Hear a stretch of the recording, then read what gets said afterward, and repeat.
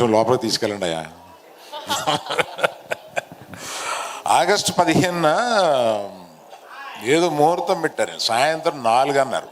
Hi, అదేంటో పొద్దున చూడడం లేదంట, సాయంత్రం 4 నుంచి పెట్టాము, ఆగస్ట్ 15th అన్నారు. అది అందరికీ తెలుసో లేదో అని నేను ప్రత్యేకంగా చెప్తున్నాను. నిఖిల్ లేడీ ఇక్కడున్నావా? ఎంత హీరో అయినా, ఎంత మా బ్యానర్ అయినా కూడా for coming here I should thank you. తర్వాత మన పాప పొద్దున మాట్లాడినప్పుడు, నువ్వు అక్కడ దూరం నుంచి వచ్చావంట మన ఈ ఫంక్షన్కి అని అంటే, అంకుల్ నాకు ఫోన్ వస్తే గీతాష్ నుంచి ఓ మంచి హీరోయిన్ క్యారెక్టర్ కనుకుంటే నన్ను గెస్ట్ కింద పిలుస్తా. But at the same time I am telling you, you are going to do a very good character in our banner. Nice of you. Thank you. నువ్వు ఇంకేదో ఒకటి డిన్నర్కి వెళ్ళాలన్నావు కదా, నువ్వు వెళ్ళిపో, పర్లేదు. Right, okay.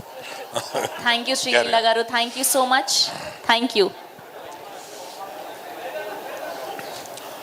అలాగే వచ్చిన యంగ్ డైరెక్టర్స్ వీళ్ళందరికీ థ్యాంక్ యూ వెరీ మచ్. నాకు ఇతన్ని ఒకసారి ఆఫీస్కి ఇలా రమ్మని ఇందాక చెప్పాడు కదా, పిలిచినప్పుడు ఒకటి అడిగాను, బాబు మరి పెద్ద ఫ్యామిలీ నుంచి వచ్చి ఎన్టీఆర్ బ్రదర్లేగా ఉండి కొడితే 4 అడుపడిపోతారు, 10 మంది పైకి లెగుస్తారు, అలాంటి క్యారెక్టర్ కాదు కదా ఇది, మామూలు పల్లెటూరు ఫ్రెండ్స్, 3 ఫ్రెండ్స్ కథ, ఇది పర్వాలేదా అన్న.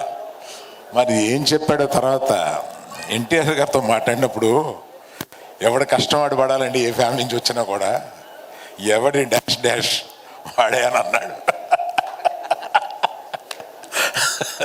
అందుకని నీ కష్టం నువ్వు పడ్డావు, ఇందులో నీ టాలెంట్ నువ్వు చూపించావు కనుక న్యాచురల్గా పైకి వస్తావు. అలాగే అమ్మాయి కూడా చాలా, నేను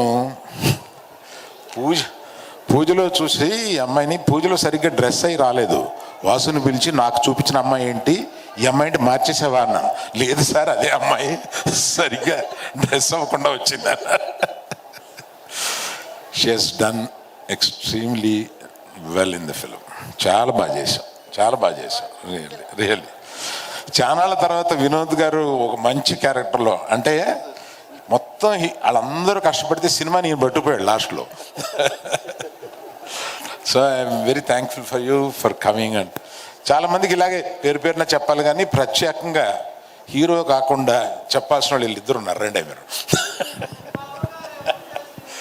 హీరో అంటే సినిమా సక్సెస్ అవుద్ది, మళ్ళీ సక్సెస్ మీట్ ఏదో పెట్టి మళ్ళీ పోతాడు వాసు, ఇదంతా మామూలే.